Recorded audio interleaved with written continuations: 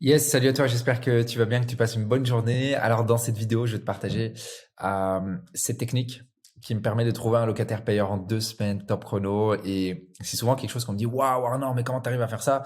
Et je pense qu'en fait, c'est juste le fait d'avoir testé des choses, avoir mis en location, je pense plus une centaine de biens, avoir trouvé plus de 200 locataires en l'espace de 10 années d'expérience d'immobilier. Et donc, aujourd'hui, ce que je vais te délivrer, en fait, c'est vraiment un condensé de 10 années d'expertise et vraiment voilà, ça va te faire gagner du temps. Et c'est clair que pour nous, investisseurs immobiliers et propriétaires de biens, on se dit souvent, ben voilà, le moment qui nous fait peur, c'est quand on reçoit le message de notre locataire qui dit, ah, je veux partir, je veux changer, ou que vous devez remettre de l'énergie pour trouver quelqu'un d'autre. Euh, la première chose que j'aimerais te dire par rapport à ça, c'est décharge-toi, c'est ton job, tout simplement.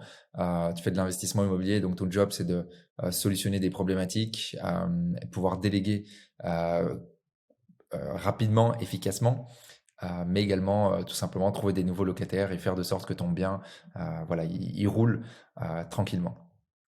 Alors, ce que j'aimerais te partager, c'est que, et je vais te le montrer, c'est la première chose, c'est qu'en fait, un locataire idéal, ben en fait, ça n'existe pas. En fait, ça n'existe pas le locataire idéal, le type de la personne qui voilà, va être super bon payeur, etc. Oublie ça. D'accord? Tu verras, je vais te partager ici dans cette vidéo une technique qui va te permettre de trouver un locataire bon payeur et voilà, dans 90% des cas, faire de sorte que tu as choisi la bonne personne. Mais il y a personne voilà, qui naît locataire bon payeur, locataire mauvais payeur. Non, ça n'existe pas. Donc, il va juste falloir faire des choses de ton côté en tant que propriétaire et investisseur qui vont te permettre d'analyser si dans 90% des chances, ce sera un bon locataire. Et ça, tu peux le faire. Et ça, tu peux le maîtriser. Et c'est ce qu'on va voir dans cette vidéo, mais je vais également te partager comment le trouver. D'accord? Donc, comment le trouver et analyser que c'est un bon profil de locataire. C'est ce qu'on va voir tout de suite. Alors, la première étape que tu dois réaliser, c'est déjà faire une super annonce. D'accord? Pour trouver un locataire, il faut trouver la personne au bon endroit. D'accord? Donc, si tu as peut-être un appartement que tu loues en traditionnel, ImoWeb semble certainement la meilleure plateforme. Ou les autres sites comme Logiquimo ou Le Bon Coin, si tu es en France, enfin, tous les sites internet qui sont connus. Si tu loues par exemple ton bien dans un autre mode d'exploitation, comme par exemple la coloc ou le moyen terme, ben peut-être que des groupes Facebook spécialisés seront beaucoup plus à même de pouvoir t'aider. Et c'est même pas peut-être, c'est certain. Aujourd'hui, si tu mets une colocation en location sur des sites traditionnels, comme ImoWeb, Le Bon Coin ou autres, ben, tu vas pas avoir tellement de demandes. Je parlais de ça justement avec une cliente qui s'appelle Jocelyne, qui a une super colocation, qui est énorme colocation, dans une super maison de maître. Et justement, elle me dit, ouais, Arnaud, j'ai mis ma colocation sur ImoWeb, il n'y a aucune demande. Ben, en fait, c'est parce que tu vas chercher des clients dans un mauvais endroit. D'accord? C'est comme si tu vas à la poissonnerie pour acheter une baguette. C'est pas là que tu vas le trouver. Donc déjà, au niveau de l'annonce, tu dois faire une bonne annonce et tu dois diffuser ton annonce dans le bon endroit. Donc ça, c'est la première chose. D'accord? Parce qu'évidemment, si tu mets ton annonce dans un mauvais endroit, tu perds énormément de temps. Parce qu'il y aura moins de demandes. Il n'y a pas de demande même parfois. Ou alors, parfois, tu as des sites spécialisés. Quand on parle des sites spécialisés, si tu fais de la LCD, tu as Airbnb, tu as Booking, tu as Expedia, enfin, tu as d'autres choses. Donc, ton annonce doit être bien faite et doit être diffusée au bon endroit par rapport à ton bien et à ton mode d'exploitation. Ça, c'est la première chose. La deuxième chose que tu dois faire, qui est très important et que les gens ne font pas, et que tu dois vraiment faire, c'est le filtrage. C'est-à-dire que tu dois filtrer la demande. Tu verras que tu auras beaucoup de demandes et c'est pas parce que tu as quelqu'un qui vient te dire ah je suis intéressé que tu vas dire ok vas-y let's go visite. Non, tu vas perdre ton temps. La première chose que tu dois faire quand tu as des personnes qui sont intéressées, c'est créer un dossier Excel par exemple, ou si tu es plutôt papier à l'ancienne, tu mets sur un papier, tu mets tous les noms, tous les contacts des personnes. Donc tu leur demandes leur adresse email, leur numéro de téléphone, nom, prénom. Et ce que tu vas faire, tu vas filtrer. Tu vas demander ok, qu'est-ce que vous faites dans la vie? Quel âge vous avez? Vous voulez louer l'appartement à partir de quand? Pendant combien de temps? Vous êtes combien? Est-ce que vous êtes une famille? Vous êtes seul? Est-ce que vous avez un chat? Est-ce que vous avez des enfants? Est-ce que vous fumez? Vraiment, vous posez plein de questions.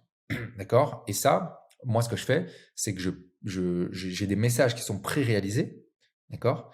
Et ces messages pré-réalisés, je vais les envoyer à tout le monde. Chaque personne qui me demande une chose, qui me marque un intérêt sur le bien, je vais lui envoyer ce même message, juste avec évidemment un autre prénom. Et ça va permettre de filtrer. Donc on a une liste, on a une première liste. De cette première liste, on va filtrer, on va les mettre en couleur. Par exemple, si on a un Excel, imaginez qu'on a 20 personnes qui sont intéressées. De ces 20 personnes, nous, par exemple, on va retenir, je donne un exemple, 13 personnes. 13 personnes qui vous avez décelé, qui ont un profil qui est intéressant. Puis voilà, c'est exactement ce que vous voulez. Imaginez que c'est un couple que vous voulez, calme, qui veulent rester 1 à 3 années. Voilà, vous identifiez uniquement ces profils. Et la troisième étape. Hey, merci de suivre ce contenu de vidéo. Une courte interruption avant que tu puisses reprendre cette vidéo. Sache que dans la description, tu pourras trouver un training qui est complètement gratuit que j'ai fait pour toi, qui va te permettre de comprendre comment j'ai fait step by step pour atteindre la liberté financière grâce à l'immobilier. Donc, je t'invite à aller récupérer ton training gratuit et je te laisse profiter du reste de la vidéo. C'est de préparer la visite. Et quand on va préparer la visite, donc ces 13 personnes que vous avez décelées qui sont un potentiel, qu'est-ce qu'on va faire? C'est qu'on va les contacter et qu'on va leur dire, écoute, il y a un jour de visite. Donc déjà, tu vas préparer un jour de visite. Alors moi, ce que j'aime bien faire, c'est sonder. Ah, quel est le jour de visite que vous préférez? Est-ce que c'est plutôt samedi ou dimanche? En général, c'est le week-end, les gens travaillent. Ah, ben c'est plutôt dimanche. Ok. Si tu vois qu'il y a des tendances pour dimanche, tu dis, ok, tu te dis que tu vas faire dimanche. Et ce que tu vas faire, c'est que tu vas prendre un laps de temps, donc sur ton dimanche. Par exemple, tu vas prendre, je sais pas moi, midi 14h ou midi 15h. Et dans cette tranche horaire-là, tu vas mettre une personne par 20 à 30 minutes. Donc, une personne te prend 20 à 30 minutes. Et donc, tu fais des slots de 20 à 30 minutes comme ça. Tac, tac, tac, tac, tac, tac, tac. Moi, aujourd'hui, je fais même des slots de 15-20 minutes. Très courts parce que voilà, j'ai l'habitude de visiter, je vais très vite, je sais très très vite analyser la personne. Et si la personne est intéressée, alors là, je prends un peu plus de temps pour elle. Je dis à la prochaine de patienter un petit peu. Je prends un petit peu plus de temps avec elle. Je lui donne déjà les informations. J'essaie même de la closer sur place. Mais ce que tu dois faire avant ça, c'est vraiment donc préparer et du coup mettre des slots pour être tranquille, mettre des slots de 30 minutes si tu veux. Tu mets 30 minutes par personne. Tu dis, hey, salut, est-ce que ça te va à 14h? Ok. La prochaine, tu dis, hey, salut, est-ce que tu es disponible à 14h30? C'est pas facile, hein, c'est du management parce que il y a une personne qui va dire, ah, mais non, mais moi, je suis disponible avant 13h. Ah, mais moi, je suis disponible. Donc, voilà. Mais au final, tu vas arriver à avoir un slot où tu auras 2-3 heures de visite remplie avec, on va dire, tu n'as plus 13 personnes, mais tu en as perdu peut-être quelques-unes, tu en as 9. D'accord? Tu as 9 personnes. Tu as 9 personnes en une visite sur 2-3 heures de temps. Ce qui est très important, c'est ceci. Donc, dès que tu as préparé la visite, ça on vient de le faire, préparation de la visite, ceci, c'est hyper important. Il faut savoir que les gens, ils sont pas sérieux, ils sont occupés, ils oublient, ils notent pas. Donc, toi, ce que tu vas faire, d'accord? Parce que sinon, tu vas perdre.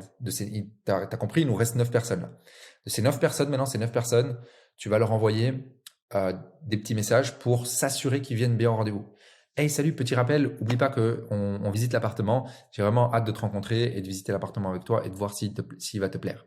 S'il va te plaire, on pourra avancer directement le jour même. D'accord? Un petit message comme ça. Et pour moi, l'idéal, c'est d'envoyer un message avant le jour de la visite et un message le jour de la visite. Hey, petit rappel, est-ce que tu peux me confirmer? Comme ça, tu confirmes. Tu verras qu'il y a toujours 1, 2, voire 3 personnes qui vont pas venir, voire plus, si tu as plus de nombre. Mais sur 9 personnes, si tu fais un bon follow-up, a priori, il devrait minimum avoir 7 personnes qui viennent. Donc, du coup, on avait une liste avec 20. Puis, on a baissé à 13 qu'on a sélectionné. De ces 13, avec les follow-up, etc., il y en avait 9. Et maintenant, de ces 9, il y en a 7 vraiment qui viennent. Mais ces 7 qui viennent, c'est des gens qui sont sérieux parce qu'ils viennent. C'est que toi, tu as analysé qui c'était bien. Et tu as 7 personnes qui viennent. Et ben, ces 7 personnes-là, tout simplement, tu organises tes visites comme je te l'ai expliqué. Donc, simplement par des spots de 15, 20, 25, 30 minutes, voire plus si tu as envie. D'accord? Et là, tu vas, pendant une visite, pendant 2 ou 3 heures, visiter ton bien avec cette personne et sélectionner et valider la personne. C'est aussi simple que ça. Moi, aujourd'hui, pour te donner une information sur ce que moi j'ai fait dernièrement, c'est que j'avais une colocation à Bruxelles qui était disponible et on a mis, parce qu'on l'a fait avec ma fiancée, on l'a fait à 2, parce que c'était une colocation avec plusieurs chambres, donc voilà, on voulait vraiment être très efficace. Donc elle prenait une personne, moi je prenais une personne, on avançait vraiment en binôme comme ça, c'était incroyable, c'était super. Et on a mis l'annonce. On a pris le temps de faire toutes ces phases ici, préparation, etc., annonce, filtrage, préparation de visite pendant une semaine. Et la semaine 2, on a fait les visites. Donc, en 2 semaines, on a rempli notre colocation qui était de 4 chambres avec des super profils. Donc, via cette technique. Donc, c'est hyper puissant. La dernière chose que j'aimerais te partager dans cette vidéo, qui est très importante, c'est qu'en fait, pour trouver un bon, parce que maintenant tu vas faire les visites, etc. Mais après, comment est-ce que tu identifies? Bah, 1, le feeling, et 2, l'objectivité. L'objectivité, c'est quoi? C'est qu'est-ce que fait la personne dans la vie, pour combien de temps est-ce qu'elle veut rester, etc. Donc, tu dois analyser que les paramètres locataires soient positifs. Donc, elle veut rester le plus longtemps possible. Elle a une bonne attitude, elle est solvable, ses parents se mettent garant peut-être, elle sait payer la garantie, etc. Donc toutes ces choses-là, tu analyses, c'est l'objectivité. Et le feeling, c'est aussi très très important. C'est de savoir, ok, tu fais une coloc, bah, peut-être qu'il doit y avoir un bon environnement dans la coloc. D'accord? Donc tu dois trouver quelqu'un qui va fitter avec l'environnement. Tu loues en location traditionnelle, bah, tout simplement avoir un bon feeling avec elle. C'est toi le propriétaire, c'est elle la locataire, vous allez interagir, tu dois apprécier son comportement, etc. Donc voilà, tout ce genre de choses. Et si tu arrives à additionner feeling plus objectivité, ben là, via cette stratégie ici, en 2 semaines plus le filtrage, ben, tu vas pouvoir trouver vraiment un locataire idéal. C'est très très rare du coup que tu te trompes à ce moment-là. Ok. Donc voilà, j'espère que cette vidéo t'a plu et qu'elle va pouvoir te permettre de t'aider dans ta mise en location et trouver un locataire idéal. Si tu as encore des questions là-dessus, n'hésite pas à m'envoyer un petit message tout de suite sur Insta.